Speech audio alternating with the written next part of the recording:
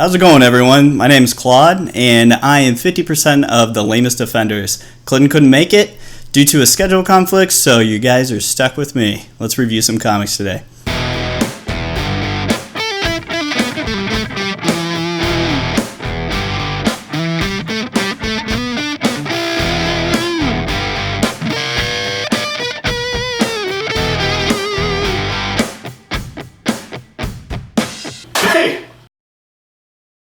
Welcome back, guys. So, as you may know, I've already done, reviews about Absolute Carnage comic and one of its tie-ins, Separation Anxiety.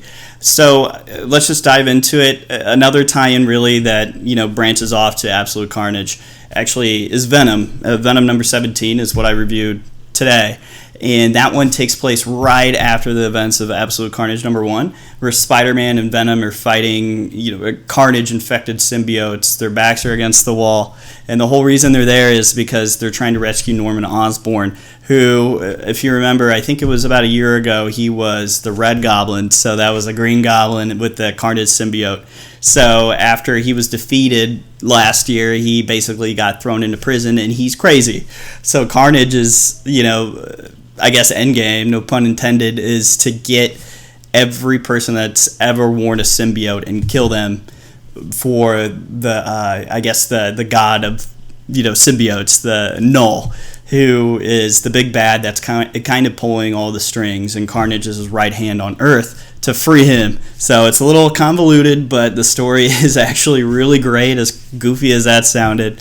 So while they're there, you also see some characters, basically just from one of the other tie-in events, the Separation Anxiety, where you have these Life Foundation symbiotes attack. I won't say who, but they're trying to get something as they serve Carnage's goals.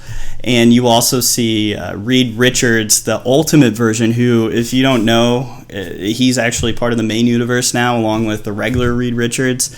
But this Reed Richards is slowly becoming one of my favorite characters because he's just straight, I guess, evil, and he's just cynical and great. So, and I just love his kind of dry humor, how he acts like he is smarter than everyone around him, which he is. So that was great to see him kind of get tied into this, because he was also in the main Venom storyline. So he's back again, and he's trying to protect these people these other symbiotes are getting. So I also want to kind of address the art, which, for this time, it's Ivan Coelho, and obviously it's written by the excellent Donny Cates. It's just I don't know really what to say, because this is literally a perfect comic to me. It's just, the art's great, the writing's awesome, and if you've already read Absolute Carnage number 1, you have to pick up this book, because this is, along with Absolute Carnage, Venom is Marvel's best comic they got out right now. It's the only thing that that you buy it and you're like, I actually got my money's worth, which, as a comic book reader, you don't get to say that very often. So moving on. So also, which came out today, was Absolute Carnage 2, which, again, kind of carries the torch over from, obviously, the first one, some of the tie-ins, and, this last Venom. And really what it really focuses on is, Venom and Spider-Man are teaming up in the very beginning. They're in the prison trying to escape, with Norman Osborn. Spoiler alert, it does not go according to plan. And you kind of have to assume that because it's only issue number 2. So we got a little while.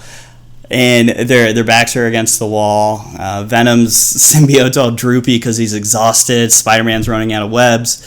They need to escape from this area. So Venom basically uses a new power. If you're not familiar with the Venom comics leading up to this event, he has a couple new abilities, and he really shows off this one. And there's one scene where Spider-Man's just freaking out because he has no idea what's going on. And it was amazing. And it was just really hilarious. So I can't delve too much into this particular comic without giving away almost everything. So I'm going to be kind of vague, but I just want to say this is the best comic book event I've seen from Marvel in a very long time, at least since the Civil War, the original Civil War, not the second one, which was awful, but the first one, which came out, I believe, in 2006.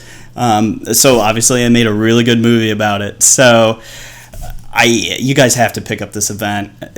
I feel like you don't really need to read Venom, and you don't need to read the 24 other tie-ins. I think you can just stay on a straight and narrow path and just get all, so far, Absolute Carnage, events, which there are 2 issues right now. So guys, like, you're doing yourself a disservice by not buying this. This is awesome. All right, moving on to more murkier waters when it comes to comics this week. I had the displeasure of reading Amazing Spider-Man number 28. I've been really hoping that this would really start to pick up, and it doesn't feel like Amazing Spider-Man anymore. It is. I've said this before, and I'm getting really frustrated where there's not a whole lot of Spider-Man time in these comics, which is fine if there's a lot of Peter Parker, but there's not. It focuses on Boomerang, the Beetle, and her new all-female syndicate, trying to capture Boomerang because and there's some antics that goes on that kind of drag its feet, and there's just so many cliches in this, and it's frustrating as a reader. I buy this comic because I want to read about Spider-Man. Spider-Man is awesome. I love the character. I don't want to superior foes of Spider-Man. I don't want to read about Boomerang. So I have my notes here too. Is one of the most confusing things is there's a part where so the female Beetle shoots an explosive at Boomerang, because Boomerang he's captured and he's just talking all this crap. She shoots him by shooting a explosive, so that knocks her 4 other villainous comrades. And then the very next scene, they all get up and start talking. Her and her, teammates, the female villains, like nothing ever happened. Like they didn't just get blown back. So I thought that was kind of weird. The most frustrating thing too, besides a lack of Spider-Man in a Spider-Man book, is this Kingpin, thing with Boomerang. It keeps alluding to the fact that Kingpin wants Boomerang for some reason. Boomerang reveals this to Beetle and Spider-Man, but you as a reader have no idea because the panel just cuts off. So it's just really frustrating because it's just spinning its wheels and nothing's getting addressed. And I don't care about these characters anymore, and it's really frustrating because I never thought I would have to go through reading this crap. This is 3 issues where it's not getting any better, and I'm just not very excited for the next issue. Like, is it going to answer anything? Probably not. So I honestly don't buy this. I mean, unless I would recommend if they start a new storyline with different characters and not focus so much on Boomerang or Nick Spencer's precious superior foes of Spider-Man stuff. Don't buy this until they reset. Don't. I'm not happy about this comic. That brings me to my final comic for this week, and that's Spider-Man Velocity number 1. I didn't really... So, first of all, let's back up. This is based on the Spider-Man PS4 game. So the Peter Parker in this is the Peter Parker Spider-Man that you played in the game last year.